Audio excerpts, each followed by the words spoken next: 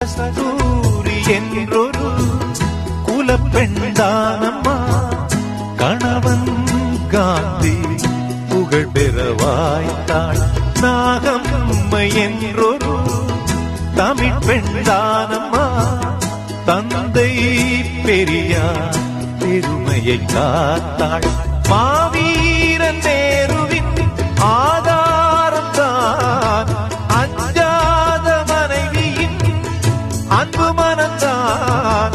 கமலா நேரு அவள் வேர்தானம்மா புகழ்ந்தே பேசும் இந்த ஊர்தானம்மா.